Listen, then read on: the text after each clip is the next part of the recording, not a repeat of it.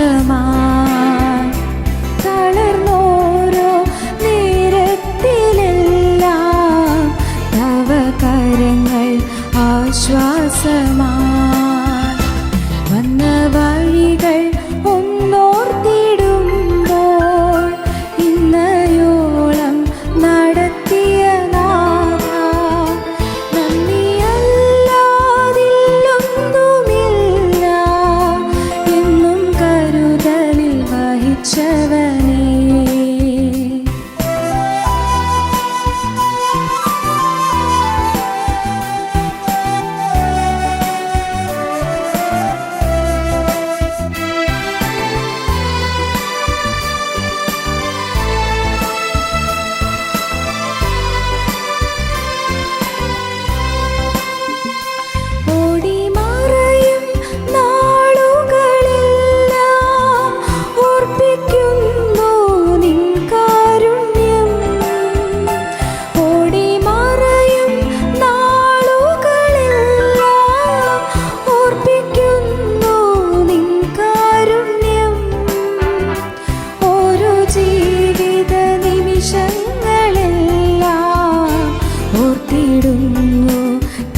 സാന്നിധ്യം ഓരോ ജീവിത നിമിഷങ്ങളെല്ലാം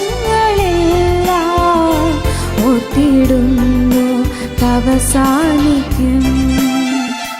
വന്ന വഴികൾ ഒന്നോർത്തിടുമ്പോൾ ഇന്നയോളം നടത്തിയ നാഥ നന്ദിയല്ലാതില്ലൊന്നുമില്ല എന്നും കരുതലിൽ വഹിച്ചവനേ.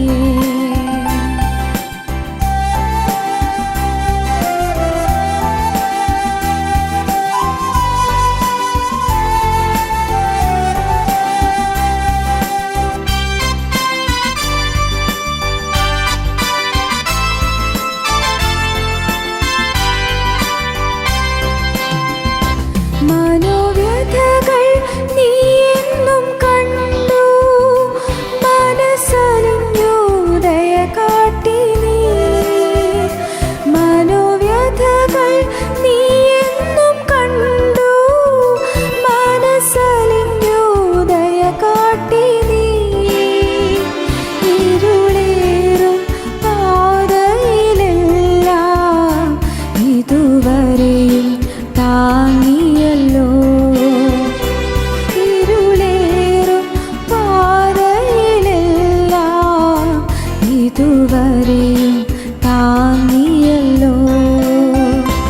വന്ന വഴികൾ ഒന്നോർത്തിടുമ്പോൾ ഇന്നയോളം നടത്തിയ നാഥ നന്ദിയല്ലാതില്ലൊന്നുമില്ല എന്നും കരുതലിൽ വഹിച്ചവനേ. നന്ദിയല്ലാതില്ലൊന്നുമില്ല എന്നും കരുതലിൽ വഹിച്ചവനേ.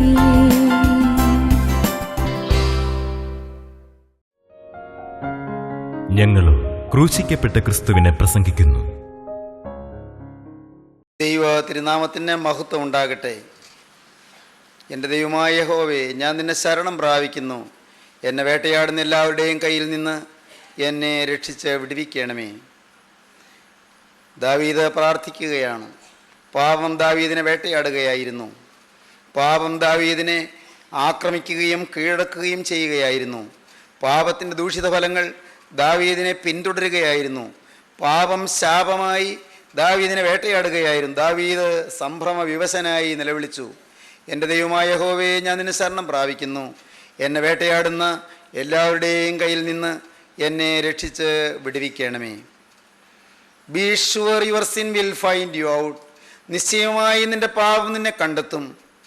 മനുഷ്യ, നീ പാപം ചെയ്തവിടെ ഒളിച്ചിരുന്നാലും എവിടെയെല്ലാം മറിഞ്ഞിരുന്നാലും പാപം നിന്നെ കണ്ടെത്തും. പാപത്തിൻ്റെ കനത്ത ശിക്ഷയ്ക്ക് നീ വിധേയനാകേണ്ടി വരും. Be sure your sin will find you out.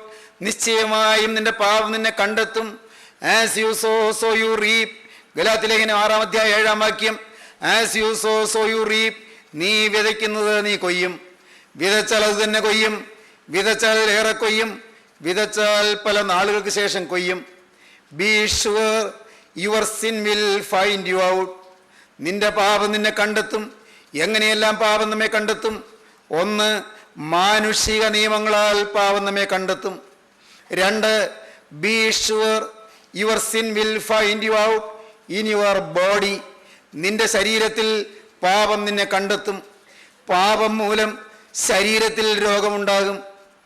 ദേഹമുണ്ട്, ദേഹിയുണ്ട്, ആത്മാവുണ്ട് മനുഷ്യന്.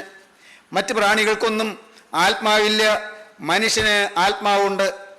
ആത്മാവിൻ്റെ കേട് മാത്രമല്ല, ശരീരത്തിൽ പോലും പാപം മൂലം കേടുവരും. ആത്മാവിന് കേടുവരും, ശരിയാണ്. പാപം നിത്യ അന്ധകാരത്തിലേക്ക് കൊണ്ടുപോകും. പാപം നിത്യ നരകത്തിലേക്ക് കൊണ്ടുപോകും. പാപം നിത്യനാശത്തിലേക്ക് കൊണ്ടുപോകും. പാപം നരകത്തീപ്പൊയ്കയിലേക്ക് നമ്മെ നയിക്കും.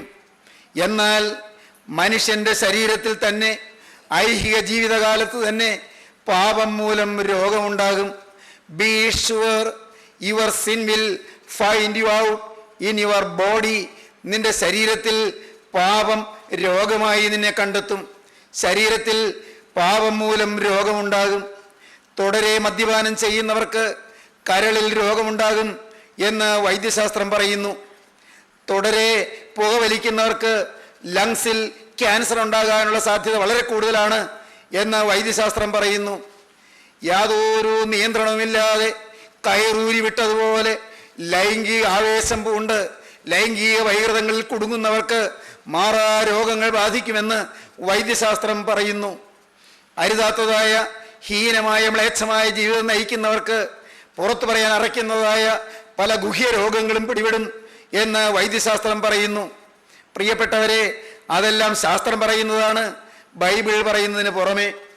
ശാസ്ത്രം പറയുന്നു, മനുഷ്യൻ അവൻ്റെ തെറ്റുകൾ കൊണ്ട്, അവൻ്റെ ദൂഷ്യ ജീവിതം കൊണ്ട്, അവൻ്റെ പാപമലീമസമായ ജീവിതം കൊണ്ട്, അവൻ്റെ ജീവിതത്തിലെ തിന്മകൾ കൊണ്ട് അവൻ്റെ ശരീരത്തിൽ രോഗം രജിസ്റ്റർ ചെയ്യുന്നു എന്ന്, രോഗം നമ്മുടെ ശരീരത്തിൽ മുദ്രകുത്തുന്നു എന്ന്, രോഗത്തിൻ്റെ അണുക്കൾ നമ്മുടെ ശരീരത്തിൽ പ്രവേശിക്കാൻ കാരണമായി തീരുന്നുവെന്ന്. എന്തിന്? കോപിക്കുന്ന മനുഷ്യരുണ്ട്, അവരറിയുന്നില്ല. കോപിക്കുമ്പോൾ നാം കാണുന്നുണ്ട്, ചുണ്ട് വിറയ്ക്കും, മുഖം കവിള് തുടുക്കും, കണ്ണ് ചുമക്കും. നമുക്കറിയാം എന്താണ് കോപിക്കുമ്പോൾ ഉണ്ടാകുന്ന ഈ മാറ്റങ്ങൾ. നമ്മുടെ രക്തയോട്ടം വർദ്ധിക്കുന്നു, ചോര തിളയ്ക്കുന്നു. നമ്മുടെ രക്തം ചൂടുപിടിക്കുന്നു, ചോര തിളയ്ക്കുന്നു എന്ന് പറയും. പ്രിയപ്പെട്ടവരെ, അപ്പോൾ ആ സമയത്ത് കോപിക്കുന്ന മനുഷ്യൻ്റെ ആ രക്തോട്ടം വർദ്ധിക്കുന്നത് കൊണ്ടാണ്, ഏറ്റവും ചെറിയ രക്തധമനികളിൽ ചോര നിറയുന്നത് കൊണ്ടാണ് കവിളും മറ്റും തുടുത്തു വരുന്നത് കാണുന്നത്, കണ്ണ് ചുമക്കുന്നത് കാണുന്നത്. കണ്ണിൻ്റെ ആ മുകളിലെ പ്രതലം അത് ട്രാൻസ്പെയറൻ്റ് ആയതുകൊണ്ടാണ്, അത് സുതാര്യമായതുകൊണ്ടാണ് അവിടെ രക്തഓട്ടം വ്യക്തമായി കാണാൻ പറ്റുന്നത്. ചോരയോട്ടം കൂടും, ചോര തിളയ്ക്കും. അപ്പോൾ എന്ത് സംഭവിക്കും? നമ്മുടെ ശരീരത്തിന് ആവശ്യമായ രക്തത്തിൽ കൂടിയേ കഴിയുമെന്ന് ദൈവം തന്നെ നിർണയിച്ചിട്ടുള്ള ചില നല്ല അംശങ്ങൾ, ചില അണുക്കൾ അത് കത്തിപ്പോകും, അത് ദഹിച്ചു പോകും, അത് വെന്തുപോകും. രോഗാണുക്കളെ ചെറുക്കുവാൻ ഈ രക്തത്തിൽ തന്നെ ചില പ്രത്യേക അണുക്കളുണ്ട്. അതെല്ലാം ശാസ്ത്രീയമായി വിശകലനം ചെയ്യുന്ന കാര്യങ്ങളാണ്. രോഗാണുക്കൾ നമ്മിൽ വരുമ്പോൾ ആ രോഗാണുക്കളെ ചെറുക്കുവാൻ ശരീരത്തിൽ തന്നെയുള്ള ചില ക്രമീകരണങ്ങളുണ്ട്. അങ്ങനെയുള്ള നമ്മുടെ ശരീരത്തിൽ രക്തത്തിലുള്ളതായ രോഗാണുക്കളെ ചെറുക്കാനുള്ള ആ പ്രവണതയുള്ള അണുക്കൾ അതെല്ലാം വെന്തുപോകുന്നതിന് കോപിക്കുമ്പോൾ കാരണമായി തീരും. കോപിക്കുന്ന മനുഷ്യൻ തനിക്ക് തന്നെ നാശം വരുത്തുന്നു, രോഗത്തെ ക്ഷണിച്ചു വരുത്തുന്നു. എപ്പോഴും കോപിക്കുന്നവർക്ക് പ്രഷർ കൂടുമെന്ന് പറയും. എപ്പോഴും കോപിക്കുന്നവർക്ക് മാനസികമായ പിരിമുറുക്കം കൂടുമെന്ന് പറയും. അവർക്ക് മാനസിക ദൗർബല്യങ്ങൾ കൂടുമെന്ന് പറയും. കാരണം അതെല്ലാം വൈദ്യശാസ്ത്രം പറയുന്നതാണ്. പാപം രോഗമായി നമ്മെ കണ്ടെത്തും. പ്രിയപ്പെട്ടവരെ, പാപം മൂലം ശരീരത്തിൽ രോഗമുണ്ടാകും. ബൈബിൾ എന്ത് പറയുന്നു? 38-ാമത്തെ സങ്കീർത്തനം 3-ാം വാക്യം മുതൽ എങ്ങനെയാണ് നാം വായിക്കുന്നത്? നിന്റെ നീരസം ഹേതുവായി എൻ്റെ ദേഹത്തിൽ സൗഖ്യമില്ല, എൻ്റെ പാപം ഹേതുവായി എൻ്റെ അസ്ഥികളിൽ സ്വസ്ഥതയുമില്ല. എൻ്റെ ദേഹത്തിൽ സൗഖ്യമില്ല. പ്രിയപ്പെട്ടവരെ, എൻ്റെ ദേഹത്തിൽ സൗഖ്യമില്ലെന്ന് സങ്കീർത്തനക്കാരൻ കരയുകയാണ്. എന്താണ് കാരണം? എൻ്റെ പാപം ഹേതുവായി എൻ്റെ അസ്ഥികളിൽ സ്വസ്ഥതയില്ല. ദൈവമേ, എൻ്റെ പാപം മൂലം നിനക്ക് എന്നോട് നീരസം വന്നു. തന്മൂലം എൻ്റെ ദേഹത്തിൽ സൗഖ്യമില്ല. നിന്റെ നീരസം ഹേതുവായി എൻ്റെ ദേഹത്തിൽ സൗഖ്യമില്ല. എൻ്റെ പാപം ഹേതുവായി എൻ്റെ അസ്ഥികളിൽ സ്വസ്ഥതയുമില്ല. എൻ്റെ അകൃത്യങ്ങൾ എൻ്റെ തലയ്ക്ക് മീതെ കവിഞ്ഞിരിക്കുന്നു. ഭാരമുള്ള ചുമട് പോലെ അവ എനിക്ക് അതിഘനമായിരിക്കുന്നു. തലയിൽ വലിയ ചുമടിരിക്കുന്നത് പോലെ പാപം വലിയ ഘനമായ ചുമടായി, വലിയ ബേർഡനായി എൻ്റെ ശിരസിലിരിക്കുന്നു. വലിയ ഹെവിനെസ് എനിക്ക് അനുഭവപ്പെടുന്നു, വലിയ ഭാരം എനിക്ക് അനുഭവപ്പെടുന്നു. ഭാരമുള്ള ചുമട് പോലെ അകൃത്യങ്ങൾ എനിക്ക് അതിഘനമായിരിക്കുന്നു. എൻ്റെ തലയ്ക്ക് മീതെ അകൃത്യങ്ങൾ കവിഞ്ഞിരിക്കുന്നു. എൻ്റെ ഭോഷത്വം ഹേതുവായി എൻ്റെ വ്രണങ്ങൾ ചീഞ്ഞു നാറുന്നു. ശരീരത്തിലെ വ്രണങ്ങൾ അത് ചീഞ്ഞു നാറുന്നു. ഞാൻ കുനിഞ്ഞ് ഏറ്റവും കൂനിയിരിക്കുന്നു. ഞാൻ ഇടപെടാതെ ദുഃഖിച്ചു നടക്കുന്നു. എൻ്റെ അരയിൽ വരൾച്ച നിറഞ്ഞിരിക്കുന്നു. എൻ്റെ ദേഹത്തിൽ സൗഖ്യമില്ല. എന്താണ് അരയിലെ വരൾച്ച? അതിന് അല്പം വ്യാപകവും അല്പം അഗാധവുമായ അർത്ഥമുണ്ട്. എന്താണെന്നോ? ഇൻഫെർട്ടിലിറ്റി, സന്തതി ഉൽപാദന ശേഷി നഷ്ടപ്പെടുന്നു. പാപം മൂലം അരയിൽ വരൾച്ച, സന്തതി ഉൽപാദന ശേഷി കുറയുന്നു. മക്കളെ ജനിപ്പിക്കുവാൻ, മക്കളെ പ്രസവിക്കുവാൻ അതിനുള്ളതായ ശരീരത്തിൻ്റെ ശക്തി, ശരീരത്തിനുള്ളതായ സിദ്ധി അത് നഷ്ടപ്പെട്ടു പോകുന്നതിന് കാരണമായി തീരും പാപം. എൻ്റെ അരയിൽ വരൾച്ച നിറഞ്ഞിരിക്കുന്നു. എൻ്റെ ദേഹത്തിൽ സൗഖ്യമില്ല. ഞാൻ ക്ഷീണിച്ച് അത്യന്തം തകർന്നിരിക്കുന്നു. എൻ്റെ ഹൃദയത്തിലെ ഞരക്കം നിമിത്തം ഞാൻ അലറുന്നു. കർത്താവേ, എൻ്റെ ഞരക്കം നിനക്ക് മറഞ്ഞിരിക്കുന്നതുമില്ല. എൻ്റെ നെഞ്ചിടിക്കുന്നു. ഞാൻ വശം കെട്ടിരിക്കുന്നു. എൻ്റെ കണ്ണിൻ്റെ വെളിച്ചവും എനിക്കില്ലാതെയായി. എൻ്റെ സ്നേഹിതന്മാരും കൂട്ടുകാരും എൻ്റെ ബാധ കണ്ട് മാറി നിൽക്കുന്നു. എൻ്റെ ചാർച്ചക്കാരും അകന്നു നിൽക്കുന്നു. എല്ലാവരുടെയും മുൻപിൽ ഞാൻ സോറി ഫിഗറായിരിക്കുന്നു. എല്ലാവരുടെയും മുമ്പിൽ ഞാനൊരു ദുഃഖപാത്രമായിരിക്കുന്നു. എല്ലാവരുടെയും മുമ്പിൽ ഞാനൊരു നിന്ദാപാത്രമായിരിക്കുന്നു. എല്ലാവരുടെയും മുമ്പിൽ ഞാനൊരു അവഹേളന പാത്രമായിരിക്കുന്നു. ഞാൻ ലജ്ജാ വിവശനായിരിക്കുന്നു. സങ്കീർത്തനക്കാരൻ ദുഃഖത്തോടെ പറയുകയാണ്, എൻ്റെ പാപം മൂലം എൻ്റെ ശരീരത്തിൽ രോഗം ബാധിച്ചിരിക്കുന്നു. സ്നേഹിതരെ, നാം വായിക്കുന്നില്ലേ, പത്രമാസികളിൽ നാം കാണുന്നില്ലേ, 1986 ഭാരതത്തിൽ ആദ്യമായി എയ്ഡ്സ് രോഗി ഉണ്ടായത്. നോക്കൂ പ്രിയപ്പെട്ടവരെ, സംഭവിച്ചത് എന്താണ്? ഇന്ന് ലക്ഷോപലക്ഷം എയ്ഡ്സ് രോഗികൾ ഭാരതത്തിൻ്റെ മണ്ണിൽ ജീവിക്കുന്നു. ഏതാനും വർഷം കഴിയുമ്പോൾ ഈ ഭാരതത്തിൽ ഇന്നുള്ള എയ്ഡ്സ് രോഗികൾ എല്ലാം തീരും. പക്ഷേ വീണ്ടും എയ്ഡ്സ് രോഗം പടർന്നുകൊണ്ടിരിക്കുന്നു. എന്നാൽ ഇന്ന് എയ്ഡ്സ് രോഗമുള്ള നാടുകളിൽ അവിടെ മനുഷ്യൻ എയ്ഡ്സ് രോഗത്തെ ഇനിയും പുതിയ ആളുകൾക്ക് വരാതിരിക്കാൻ അതിനുള്ള പ്രതിരോധ നടപടികൾ വൈദ്യശാസ്ത്രം എടുക്കുന്നു, ഗവൺമെൻറ്റുകൾ എടുക്കുന്നു. അത് ഒരു മാറാ രോഗമായി ഇന്ന് മനുഷ്യ മനസ്സാക്ഷിയെ ഞെട്ടിപ്പിക്കുന്ന ഒരു ഭീകര വിപത്തായി കേരളത്തിലും ഭാരതത്തിലും ലോകമെമ്പാടും ഭീതി വളർത്തി പടർത്തി ഇതാ പരന്നുകൊണ്ടിരിക്കുകയാണ്. നോക്കൂ പ്രിയപ്പെട്ടവരെ, എയ്ഡ്സ് രോഗം തുടങ്ങിയത് എങ്ങനെയെന്നോ? ലൈംഗിക വൈകൃതത്തിൽ നിന്ന്, തിന്മയിൽ നിന്ന്, അശുദ്ധ ജീവിതത്തിൽ നിന്ന്, കടിഞ്ഞാണില്ലാത്ത ജീവിതത്തിൽ നിന്ന്, കയറൂരിവട്ട ലൈംഗിക ജീവിതത്തിൽ നിന്ന്, ഹീനമായ മ്ലേച്ഛമായ ലൈംഗിക ജീവിതത്തിൽ നിന്നാണ് എയ്ഡ്സ് രോഗം പടർന്നു പിടിക്കാൻ കാരണമായത്. എന്നാൽ ഇന്നോ ലൈംഗികമായ അരാജകത്വം വേണമെന്നില്ല. ഇന്ന് ഒരു എയ്ഡ്സ് രോഗിയെ കുത്തിയ സിറിഞ്ച് കൊണ്ട് രോഗമില്ലാത്ത ഒരാളെ കുത്തിയാൽ മതി, ആള് രോഗിയായി തീരുന്നു. ആ സിറിഞ്ചിൽ കൂടി രോഗാണുക്കൾ പകരുന്നു. പ്രിയപ്പെട്ടവരെ, എയ്ഡ്സ് രോഗികൾക്ക് അവർക്കുള്ള പുനരധിവാസ കേന്ദ്രങ്ങൾ, അവർക്കുള്ള അഭയകേന്ദ്രങ്ങൾ എല്ലാം ഗവൺമെൻറ്റുകളും നല്ല ആതുരാലയ സജ്ജീകരണങ്ങളും ഇന്ന് ക്രമീകരിക്കുന്നുണ്ട്. പല നല്ല മനസാക്ഷിയുള്ള ആളുകൾ പാവപ്പെട്ട എയ്ഡ്സ് രോഗികളെ സഹായിക്കുന്നതിന് മുന്നോട്ട് വരുന്നുണ്ട്. നല്ലത്.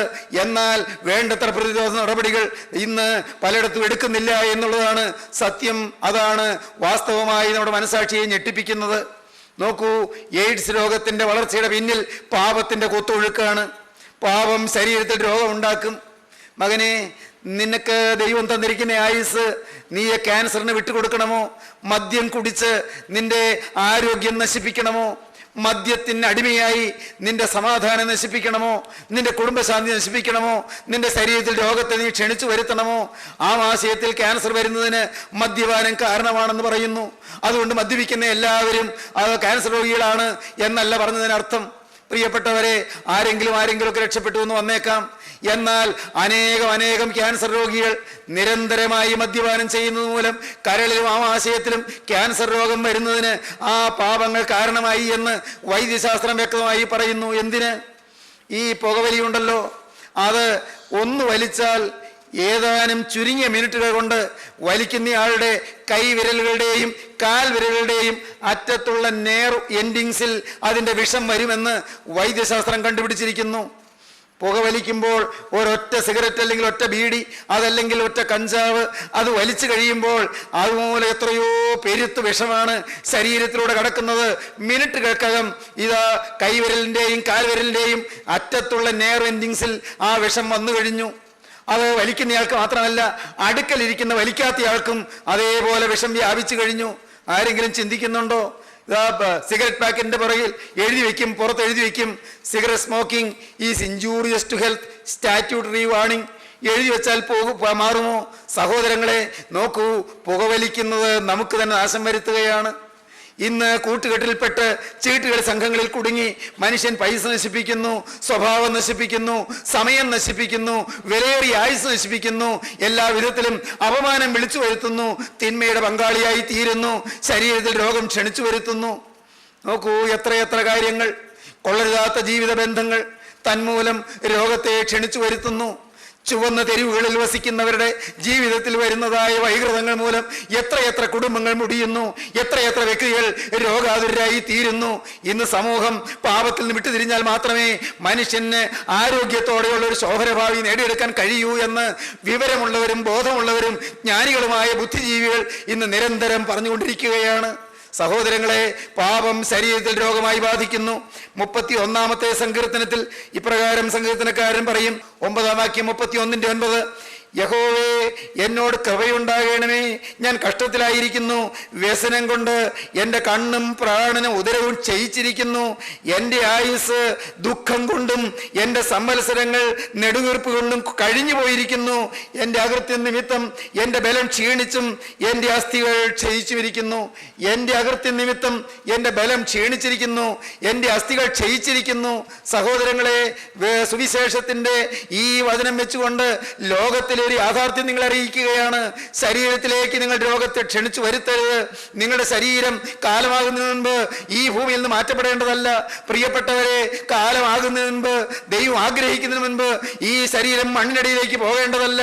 നിങ്ങൾ ഈ ശരീരത്തെ പോറ്റി വളർത്തേണ്ടതാണ്. ഈ ശരീരം പാപത്തിന് കൊടുക്കരുത്, തിന്മയ്ക്കും അശുദ്ധിക്കും ഈ ശരീരം വിട്ടുകൊടുക്കരുത്, അരുതാത്ത ബന്ധങ്ങൾക്ക് ഈ ശരീരം വിട്ടുകൊടുക്കരുത്, അഴുക്ക് വീഴ്ചകൾക്ക് ഈ ശരീരം വിട്ടുകൊടുക്കരുത്. ഈ ശരീരം വിശുദ്ധമായി സൂക്ഷിച്ചാൽ മകനെ നിനക്ക് തന്നെയാണ് ഗുണം, മകളെ നിനക്കാണ് ഗുണം. നിന്റെ ശരീരത്തിന് ആരോഗ്യമാണ്, നിന്റെ മനസ്സിന് ഉന്മേഷമാണ്, നിന്റെ ആത്മാവിന് വിശുദ്ധിയാണ്, നിന്റെ ഐഹിക ജീവിതത്തിൽ ശാന്തിയാണ്, നിന്റെ ജീവിതത്തിൽ നിത്യതയിലേക്കുള്ള മുതൽക്കൂട്ടാണത്. നിത്യ സ്വർഗീയ തീരത്തേക്ക് നിന്നെ എത്തിക്കുന്നതാണ്. ശരീരം രോഗത്തിന് കൊടുക്കല്ലേ, ശരീരം തിന്മയ്ക്ക് വിട്ടുകൊടുക്കല്ലേ, ഈ ശരീരത്തിൽ രോഗത്തെ നിങ്ങൾ ക്ഷണിച്ചു വരുത്തല്ലേ. പാപം മൂലം ശരീരത്തിൽ രോഗമുണ്ടാകും. Be sure your sin will find you out in your body. ശരീരത്തിൽ പാപം മൂലം രോഗമുണ്ടാകും. ലൂക്കോസിന്റെ സുവിശേഷം 5-ാം അധ്യായത്തിൽ ഒരു തളർവാദ രോഗിയെ നമ്മുടെ കർത്താവ് സൗഖ്യമാക്കുന്നതായി നാം കാണുന്നുണ്ട്. 4 പേര് കൂടി ആ പക്ഷവാത രോഗിയെ എടുത്തുകൊണ്ട് വരികയാണ്. 4 പേര് കൂടി എടുത്തുകൊണ്ട് വന്നു. പ്രിയപ്പെട്ടവരെ, അവനെ എടുത്തുകൊണ്ട് വന്ന് കട്ടിലിൽ ചുവന്നുകൊണ്ട് വന്ന് അനങ്ങാൻ വയ്യാത്ത ആ സാധു മനുഷ്യനെ, ആ രോഗിയായ മനുഷ്യനെ 4 പേര് കൂടി എടുത്തുകൊണ്ട് വന്നു. ഇതാ മേൽക്കൂര പൊളിച്ചു. പുരുഷാരത്തിന്റെ തിരക്ക് മൂലം നേരെ കടന്നു ചെയ്യാൻ വയ്യാത്തതുകൊണ്ട് മുകളിൽ നിന്ന് ഇറക്കി, കയറിന്മേൽ കട്ടിൽ ഇറക്കി താഴ്ത്തി യേശുവിന് മുമ്പിലേക്ക് വെച്ചു. യേശു അവനെ നോക്കി, യേശു അവരെ നോക്കി, കൊണ്ടുവന്നവരെ നോക്കി, രോഗിയായി കിടക്കുന്ന അവശനായ മനുഷ്യനെ നോക്കി. അവൻ ദയനീയമായി യേശുവിനെ നോക്കി. എത്ര നാളായി അവനങ്ങനെ കിടക്കുന്നു, അനക്കമില്ല, അവൻ്റെ കൈകാലുകൾ ചലിപ്പിക്കാൻ സാധിക്കില്ല, ആഹാരം വായിൽ കൊടുത്താൽ കഴിക്കും, എല്ലാം കിടന്ന കിടപ്പിൽ തന്നെ. പാവം, എന്ത് ദയനീയമായ അവസ്ഥയാണ്. എൻ്റെ പ്രിയപ്പെട്ടവരെ, ചിന്തിക്കൂ, എന്ത് ദാരുണമായ സ്ഥിതിയാണ്. ആ പാവം മനുഷ്യൻ വളരെ ദീനദയാലുത്വത്തോടെ യേശുവിൻ്റെ തിരുമുഖത്തേക്ക് അത്യന്തം ശോകപരവശനായി നോക്കി. യേശു വാത്സല്യ മസൃണമായ ഭാവത്തോടെ സ്നേഹത്തോടെ അവനെ യേശു നോക്കി. യേശു അവനെ കൊണ്ടുവന്നവരെ നോക്കി. അവർ നല്ല പ്രതീക്ഷയോടെ നിൽക്കുകയാണ്, നല്ല വിശ്വാസത്തോടെ നിൽക്കുകയാണ്, നല്ല പ്രത്യാശയോടെ നിൽക്കുകയാണ്. അവർ 4 പേരും യേശുവിൻ്റെ മുഖത്ത് നിന്ന് കണ്ണു പറിക്കുന്നില്ല. നല്ല വിശ്വാസം. ഈ പാവ മനുഷ്യന് വിശ്വാസമുണ്ടോ? അതൊന്നും നമുക്കിപ്പോൾ ഇവിടെ വായിക്കാൻ പറ്റുന്നില്ല, തിരുവചനത്തിൽ വായിക്കാൻ പറ്റുന്നില്ല. എന്നാൽ കൊണ്ടുവന്നവർക്ക് വിശ്വാസമുണ്ട്. ചുമന്നുകൊണ്ട് വന്ന 4 പേർക്കും വിശ്വാസമുണ്ട്. നാം അങ്ങനെയാണ് വായിക്കുന്നത്. അവർ ഒരു മനുഷ്യനെ കിടക്കയിൽ എടുത്തുകൊണ്ടുവന്നു. ലൂക്കോസിൻ്റെ സുവിശേഷം 5-ാം അധ്യായത്തിൻ്റെ 18-ാം വാക്യം മുതൽ ചില ആളുകൾ പക്ഷവാതം പിടിച്ച ഒരു മനുഷ്യനെ കിടക്കയിൽ എടുത്തുകൊണ്ടുവന്നു. അവനെ അകത്തു കൊണ്ടുവന്ന് അവൻ്റെ മുൻപിൽ വെപ്പാൻ ശ്രമിച്ചു. പുരുഷാരം ഹേതുവായി അവനെ അകത്തു കൊണ്ടുവരുവാൻ വഴി കാണാഞ്ഞിട്ട് പുരമേൽ കയറി ഓട് നീക്കി അവനെ കിടക്കയോടെ നടുവിൽ യേശുവിന് മുമ്പിൽ ഇറക്കി വെച്ചു. അവരുടെ വിശ്വാസം കണ്ടിട്ട് അവൻ, ഈ കൊണ്ടുവന്നവരുടെ വിശ്വാസം കർത്താവ് കണ്ടു. കർത്താവിൻ്റെ ഉള്ളം കുളിർത്തു. കർത്താവ് പറഞ്ഞു, അവരുടെ വിശ്വാസം കണ്ടിട്ട് യേശു, മനുഷ്യ, നിന്റെ പാപങ്ങൾ മോചിച്ചു തന്നിരിക്കുന്നു എന്ന് പറഞ്ഞു. ഇവരെ കൊണ്ടുവന്നത് പാപം മോചിക്കാനല്ല. ഈ തളർവാദ രോഗിയെ കൊണ്ടുവന്നത് യേശു സൗഖ്യം കൊടുക്കുവാനാണ്. യേശു സൗഖ്യം കൊടുക്കും എന്നുള്ള പ്രതീക്ഷയോടുകൂടിയാണ് കൊണ്ടുവന്നത്. യേശു സൗഖ്യം നൽകുവാൻ ശക്തനാണെന്നുള്ള അറിവോടുകൂടിയാണ് കൊണ്ടുവന്നത്. യേശുവിൻ്റെ അരികത്തെത്തിയാലും സുഖമായി എഴുന്നേറ്റ് പോരുമെന്നുള്ള വിശ്വാസത്തോടുകൂടിയാണ് കൊണ്ടുവന്നത്. അവരുടെ വിശ്വാസം യേശു കണ്ടു. യേശു പറഞ്ഞു, മനുഷ്യ, നിന്റെ പാപങ്ങൾ മോചിച്ചു തന്നിരിക്കുന്നു എന്ന് യേശു പറഞ്ഞു. ശാസ്ത്രിമാരും പരീശന്മാരും അവിടെയുണ്ട്. എവിടെയും ദൈവവേല ഉണ്ടെങ്കിൽ ദൈവവേലയെ നിരൂപണം ചെയ്യുവാനും വിമർശിക്കുവാനും നിരീക്ഷകരുണ്ടായിരിക്കും, സംശയമില്ല. നിരീക്ഷകർ അവിടെ ഉണ്ടായിരുന്നു. അവരോ പള്ളി പ്രമാണിമാരായിരുന്നു, അവരെ ശാസ്ത്രികളായിരുന്നു, വലിയ തിയോളജി അറിയാവുന്നവരായിരുന്നു, വേദശാസ്ത്രം അറിയാവുന്ന ശാസ്ത്രികളായിരുന്നു, പരീശന്മാരായിരുന്നു, മത വൈരാഗ്യമുള്ള മത തീക്ഷ്ണതയുള്ള യഹൂദ മേധാവികളായിരുന്നു. ശാസ്ത്രികളും പരീശന്മാരും പറഞ്ഞു, ദൈവദൂഷണം പറയുന്ന ഇവനാര്? ദൈവമല്ലാതെ പാവങ്ങളെ മോചിപ്പാൻ കഴിയുന്നവനാര് എന്ന് ചിന്തിച്ചു തുടങ്ങി. പുറമേ പറഞ്ഞില്ല, അവർ ചിന്തിക്കുക, ഇതെന്താ അവനീ പറഞ്ഞത്? പാപം മോചിച്ചു എന്നോ? അത് മനുഷ്യർക്ക് അതിനുള്ള അധികാരമുണ്ടോ? ദൈവമല്ലേ പാപം മോചിക്കുന്നത്? ഈ യേശു നസ്രയത്തിലെ തച്ചൻ്റെ മകൻ, ഈ അരക്കാശിൻ്റെ മുതലില്ലാത്തവൻ, തലചായ്പൻ ഇടമില്ലാത്തവൻ, ഈ നാട്ടിലൂടെ എല്ലാം നടന്ന് ഇങ്ങനെ ചില കാര്യങ്ങൾ ചെയ്തുകൊണ്ടിരിക്കുന്നവൻ, അവന് പാപം മോചിപ്പാൻ എവിടെ നിന്ന് അധികാരം? ഈ അധികാരം ഇവൻ എവിടെ നിന്ന്? അവര് ഉള്ളിൽ ചോദ്യം ചെയ്തുകൊണ്ടിരുന്നു. അപ്പോൾ കർത്താവ് പറഞ്ഞു, യേശു അവരുടെ ചിന്തകളെ അറിഞ്ഞു. അവരോട്, നിങ്ങൾ ഹൃദയത്തിൽ ചിന്തിക്കുന്നത് എന്ത്? നിന്റെ പാപങ്ങൾ മോചിച്ചു തന്നിരിക്കുന്നെന്ന് പറയുന്നതോ എഴുന്നേറ്റ് നടക്ക എന്ന് പറയുന്നതോ ഏതാവുന്നു എളുപ്പം? ഏതാണ് എളുപ്പം? പാപം മോചിക്കുകയാണ് പ്രയാസം. ശരീരത്തിൽ രോഗം മാറുന്നതിനേക്കാൾ എത്രയോ പ്രയാസമാണ് പാപം മാറുക. കാരണം ശരീരത്തിൽ രോഗം മാറണമെന്ന് ഈ വരുന്നയാൾക്ക് ആവശ്യബോധമുണ്ട്. അവൻ അലയുകയാണ്, അഴലുകയാണ്, വിഷമിക്കുകയാണ്, രോഗം മാറണം, അവൻ അത്യാവശ്യക്കാരനാണ്. എന്നാൽ പാപം മാറണമെന്ന് അവൻ്റെ ഉള്ളം അവനെ നിർബന്ധിക്കുന്നില്ല. അതുകൊണ്ട് അവൻ ആവശ്യക്കാരനല്ല. പാപം മാറണമെന്നല്ല, പാപം മാറിയാൽ കൊള്ളാം എന്നേ ഉള്ളൂ, പക്ഷെ രോഗം മാറണമെന്ന് നിർബന്ധമുണ്ട്. അതുകൊണ്ട് പാപം മാറുക എന്നുള്ളതിനേക്കാൾ എത്രയോ നിസ്സാരമാണ് രോഗം മാറുക. കർത്താവ് പറഞ്ഞു, നിന്റെ പാപങ്ങൾ മോചിച്ചു തന്നിരിക്കുന്നു എന്ന് പറയുന്നതോ എഴുന്നേറ്റ് നടക്ക എന്ന് പറയുന്നതോ ഏതാകുന്നു എളുപ്പമെന്ന് ചോദിച്ചു. എങ്കിലും ഭൂമിയിൽ പാപങ്ങളെ മോചിപ്പാൻ മനുഷ്യപുത്രന് അധികാരമുണ്ട് എന്ന് നിങ്ങൾ അറിയേണ്ടതിന്. അവൻ പക്ഷപാതക്കാരനോട്, എഴുന്നേറ്റ് കിടക്കയെടുത്ത് വീട്ടിലേക്ക് പോകുക എന്ന് ഞാൻ നിന്നോട് പറയുന്നു എന്ന് പറഞ്ഞു. ഉടനെ അവർ കാണുകെ അവൻ എഴുന്നേറ്റു, താൻ കിടന്ന കിടക്കയെടുത്ത് ദൈവത്തെ മഹത്വീകരിച്ചും കൊണ്ട് വീട്ടിലേക്ക് പോയി. ഇങ്ങോട്ട് ചുമന്നുകൊണ്ട് വന്നു. പ്രിയപ്പെട്ടവരെ, 4 പേര് കൂടി കട്ടിലിന്മേൽ ചുമന്നുകൊണ്ട് വന്നു അവനെ. എന്നാൽ ഇപ്പോൾ അവൻ എഴുന്നേൽക്കുന്നു. കിടക്കയിൽ ദീനനായ ദയനീയമായ മുഖത്തോടെ വിതുമ്പിക്കൊണ്ട് കിടന്ന ആ മനുഷ്യൻ, നാളുകളായി എഴുന്നേൽക്കാൻ കഴിയാതെ മറ്റുള്ളവർ നടക്കുന്നതും മറ്റുള്ളവരുടെ കൈകൾ ചലിക്കുന്നതും എല്ലാം കാണുമ്പോൾ കൊതി പൂണ്ട് നോക്കിയിരുന്ന ആ മനുഷ്യൻ ഇപ്പോൾ അവൻ്റെ കൈ പയ്യെ ചലിക്കുന്നു, അവൻ പയ്യെ പയ്യെ വിറയ്ക്കുന്നു, അവൻ പയ്യെ പയ്യെ എഴുന്നേൽക്കുന്നു. ഇതാ അവൻ കൊടുങ്കൈ കുത്തി നിൽക്കുന്നു, അവൻ കട്ടിൽ പയ്യെ എഴുന്നേറ്റിരിക്കുന്നു. എന്തൊരത്ഭുതം! എല്ലാവരും അതിശയത്തോടെ അവനെ തന്നെ നോക്കുകയാണ്. യേശുവിനെ നോക്കുന്നു, അവനെ നോക്കുന്നു, അവനെ കൊണ്ടുവന്നവരെ നോക്കുന്നു. അവരിതാ പയ്യെ പയ്യെ എഴുന്നേൽക്കുന്നു. എന്തൊരത്ഭുതം! കൈയും കാലും പയ്യെ വിറയ്ക്കുന്നുണ്ട്. അവൻ യേശുവിന് മുമ്പിൽ കൈകൂപ്പി നിൽക്കുകയാണ്. പ്രിയപ്പെട്ടവരെ, പാപം മോചിച്ചപ്പോൾ രോഗവും മാറി. അടിസ്ഥാനം പാപമോചനമാണ്. പാപം മോചിച്ചപ്പോൾ രോഗം മാറി. Be sure your sin will find you out in your body. നിന്റെ ശരീരത്തിൽ പാപം മൂലം രോഗം വരും. പാപം മോചിച്ചാൽ രോഗം മാറും. സഹോദരീ സഹോദരങ്ങളെ, നിങ്ങൾ ദയവായി ശ്രദ്ധിക്കൂ, നിങ്ങൾ ഗൗരവമായി ആലോചിക്കൂ. പാപം മൂലം രോഗമെന്നവർ എത്ര പേരുണ്ട്? ദൈവത്തിന്റെ പരിശുദ്ധാത്മാവിനെ കൈക്കൊണ്ട് ദൈവത്തിന്റെ കൃപയാൽ യേശുക്രിസ്തുവിന്റെ രക്തത്താൽ പാപമോചനം പ്രാപിച്ച് പാപത്തിന്റെ കരാളമായ പിടിയിൽ നിന്ന് മോചനം പ്രാപിച്ച് കഴിയുമ്പോൾ രോഗം മാറുന്ന എത്രയെത്ര സംഭവങ്ങൾ നാം കാണുന്നുണ്ട്. അനുദിനം എന്ന വണ്ണം നമ്മുടെ കൂട്ടായ്മയിൽ വരുന്നവരിൽ നാം അത് കണ്ടുകൊണ്ടിരിക്കുകയാണ്. എത്രയോ പേര് രോഗം മാറുന്നു. കാരണം പാപം മോചിച്ച് കിട്ടുന്നു. എന്തൊരു അതിശയം! ക്യാൻസർ രോഗം മാറുന്നു. ദൈവത്തിന്റെ വലിയ നാമം മഹത്വപ്പെടട്ടെ. പാപം മാറുമ്പോൾ രോഗം മാറും. Be sure your sin will find you out. നിശ്ചയമായി നിന്റെ ശരീരത്തിൽ പാപം മൂലം രോഗമുണ്ടാകും. Be sure your sin will find you out in your body. നിന്റെ ശരീരത്തിൽ പാപം മൂലം രോഗമുണ്ടാകും. നമ്മുടെ ശരീരം രോഗത്തിന് കൊടുക്കരുത്.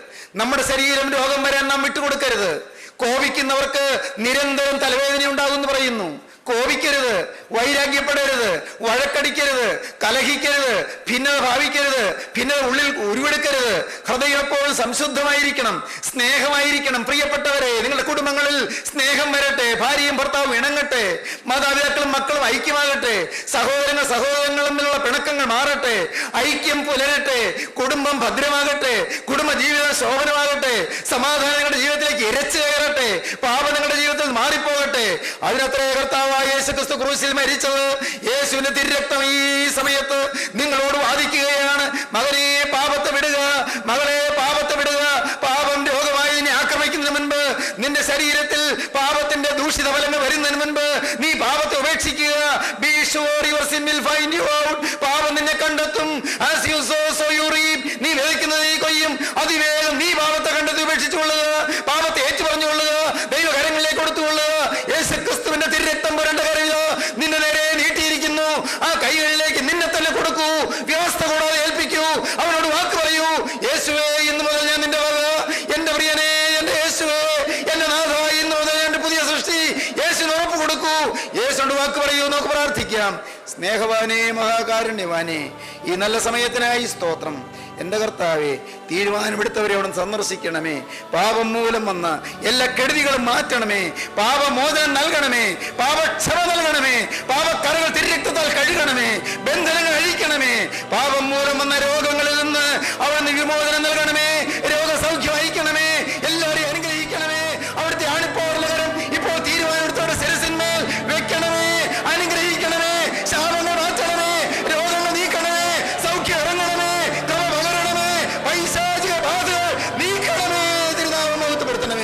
യേശുക്രിസ്തുവിന്റെ സ്നേഹം നിറഞ്ഞ നാമത്തിൽ തന്നെ